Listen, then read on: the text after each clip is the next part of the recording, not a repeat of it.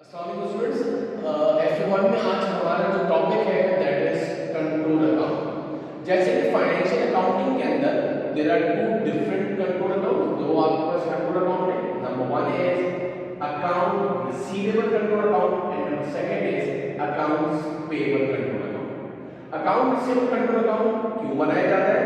हम अपने sales ledger जो इंडिविजुअल जो कस्टमर्स के हम बैलेंसेस बनाते हैं बच्चों, उसको वेरीफाई करने के लिए अकाउंटिंग एक्सपर्ट्स ने एक कंट्रोल अकाउंट बनाया, जिससे आपको मालूम हो जाता है कि हमने अपने सेल्स लेजर में जितने भी इंडिविजुअल कस्टमर्स अकाउंट्स के जो बैलेंसेस बनाए हैं वो वेरीफाई करता है कंट्रोल अकाउंट के बैलेंस। आज हम जो है अकाउंट रिसीवेबल कंट्रोल अकाउंट का फॉर्मेट बनाएंगे कि इसके कंप्लीट फॉर्मेट को जो है आपको इंशाल्लाह याद रखना है कि अकाउंट रिसीवेबल कंट्रोल अकाउंट का फॉर्मेट क्या होगा। अकाउंट रिसीवेबल कंट्रोल अकाउंट, जैसे कि आपको पता है अकाउंट रिसीवेबल की नेचर करंट एसेट होती है और करंट एसेट का जो ओपनिंग बैलेंस है आपके पास वो नॉर्मल बैलेंस जो है आपके पास डेबिट साइड पर होता है, ओपनिंग बैलेंस। फिर आपके पास डेबिट साइड पे जो है वो क्रेडिट सेल्स आती है, इसलिए कि आपके पास जो एंट्री पास होती है वो होती है अकाउंट रिसीवेबल डेबिट और सेल्स क्रेडिट। इसके बाद आपको एक नई चीज दिखेगी इधर रीफंड्स। पहले हम जरा पहले कंप्लीट फॉर्मेट बना लें। फिर आपके पास एक है इंटरेस्ट चार्ज। ये सारी चीजें अकाउंट रिसीवेबल कंट्रोल अकाउंट के डेबिट साइड में पोस्ट की जाती है। ये आपको बहुत अच्छी तरह थर्ली याद होना चाहिए। इंटरेस्ट चार्ज, डिसऑनर्ड चेक, ये सारी चीजें अकाउंट रिसीवेबल कंट्रोल अकाउंट के डेबिट साइड पर आती है, जिसमें अकाउंट रिसीवेबल डेबिट होता है।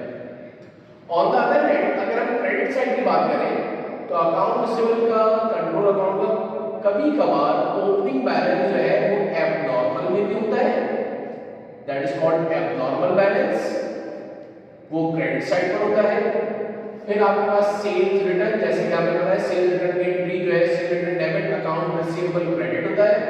सेल डिस्काउंट की एंट्री सेल डिस्काउंट डेबिट और account receivable credit.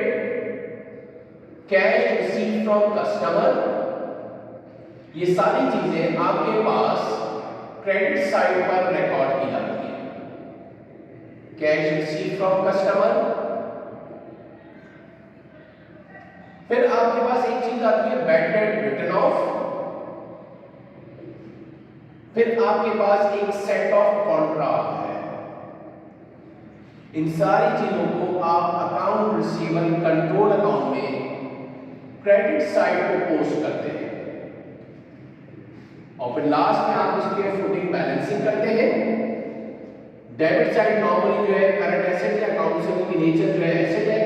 Debit side आपकी बड़ी आ रही होगी, उसमें से आपने जब सारे क्रेडिट वाले बैलेंसेस को माइनस करा तो आपके पास ये अकाउंट रिसीवेबल पे कंट्रोल अकाउंट का एंडिंग बैलेंस और you can see that the closing balance है। और ये जो अकाउंट रिसीवेबल का जो क्लोजिंग बैलेंस है ये आपके सेल्स लेजर के इंडिविजुअल बैलेंसेस के टोटल के बराबर आएगा। तो हमारे जो है वो सब अकाउंट वेरीफाई हो जाएंगे कि हमने सारे इंडिविजुअल अकाउंट जो है वो सही बनाए। होपफुली आपको ये अच्छी तरह समझ में आया होगा, आप उसको अच्छी तरह से याद करेगा। इंशाल्लाह नेक्स्ट टाइम इससे आगे बात करेंगे। Thank you.